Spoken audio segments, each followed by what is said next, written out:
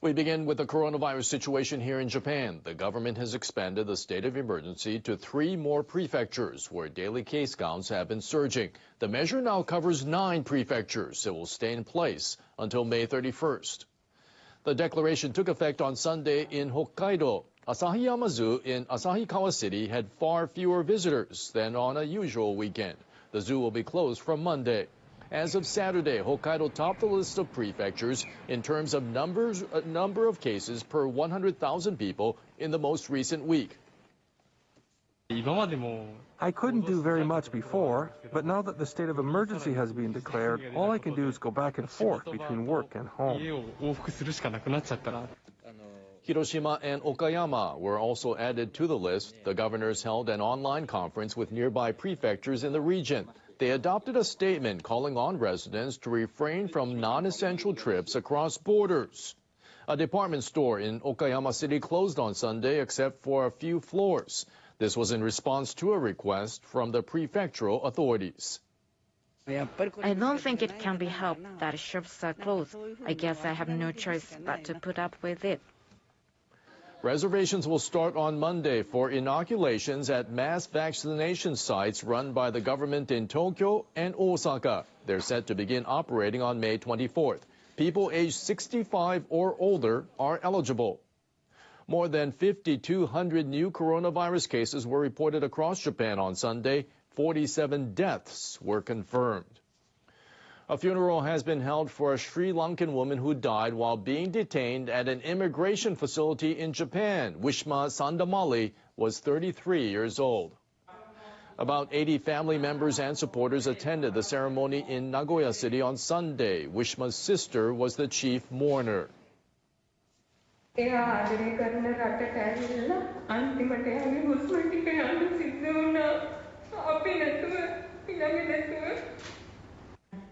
She said it's been more than 2 months since Wishma passed away, but the cause of her death remains unknown.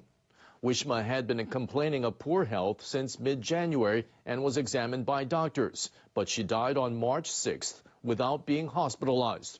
Officials from the Immigration Services Agency are investigating if there were any problems in handling of her case.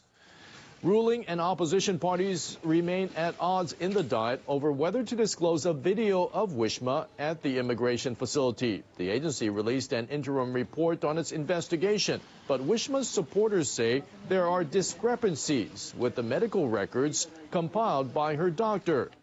A lawyer for Wishma's family says a third-party organization should investigate the case to determine the cause of her death. NHK has learned that Japan's largest agency that accepts foreign technical trainees allegedly engaged in illegal activities by paying out about $5.4 million to certain companies in the form of favors.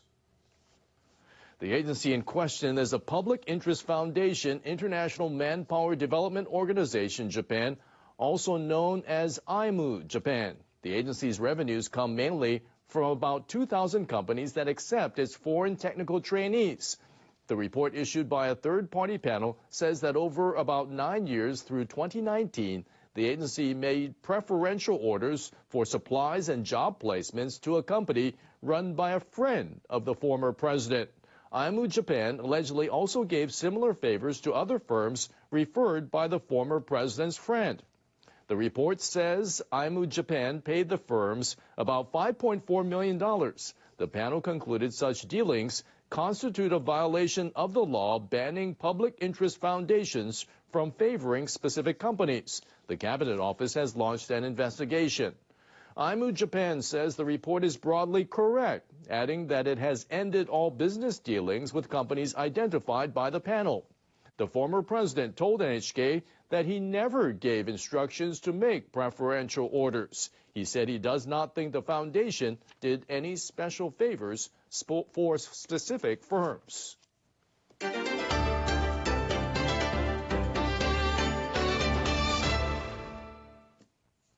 With less than 100 days to go until the start of the Tokyo Paralympics, we introduce a veteran athlete from India who has her eyes set on a gold medal in para-badminton. Despite long-standing discrimination against women and little support for the disabled, Parul Parmar has battled her way to the top of her sport. Para-badminton player Parul Parmar has won 4 world championships. She is renowned for the speed of her smashes and her deception skills. At the age of 48, she's a legend in India. When she was 3 years old, she contracted polio, leaving her right leg paralyzed. It was her father who introduced her to badminton. He used to bring her to badminton practice sessions along with her siblings and never gave her special treatment because of her disability.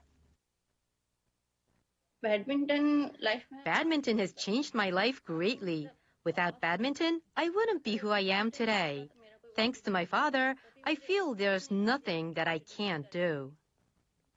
Parmar competed alongside able-bodied people in regional tournaments and won. However, there is still strong discrimination against women in India. She says that as a girl, her neighbors used to tell her she should focus on housework, not sports, so she would be able to get married.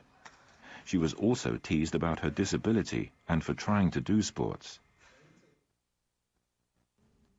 To overcome discrimination, some words from her father have continued to motivate her. Imagine dogs barking at an elephant walking past.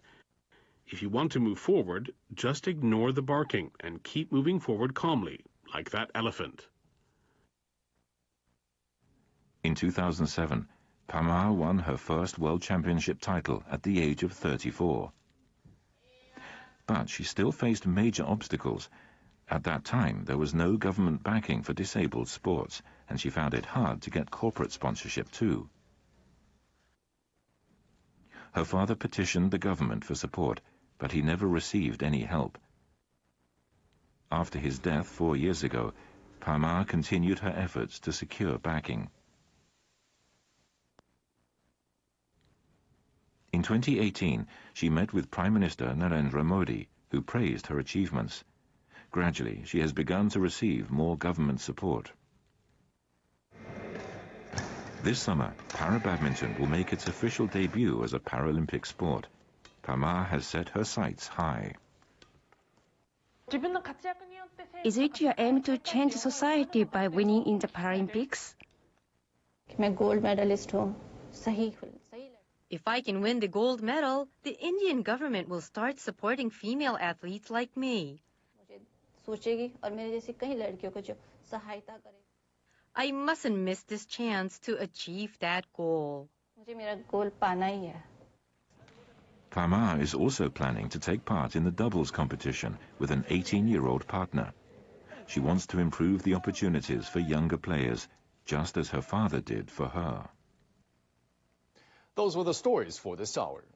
In a special session of the Security Council, the UN Secretary-General Antonio Guterres has pleaded for an immediate end to the fighting between Israel and Hamas, warning that the violence could lead to an uncontained crisis. Meanwhile, Gaza's health ministry says that at least 33 people were killed by Israeli airstrikes overnight, taking the total killed in Gaza this week to around 180. Hamas militants have continued to fire rockets into Israel, killing 10 Israelis. Reports from Myanmar say that soldiers have taken control of the town of Mindat in northwestern Chin State. Opposition activists there took up small arms against the military around 3 weeks ago. And the American Special Envoy for Climate Change has defended his country's record on reducing carbon emissions. Those are the headlines.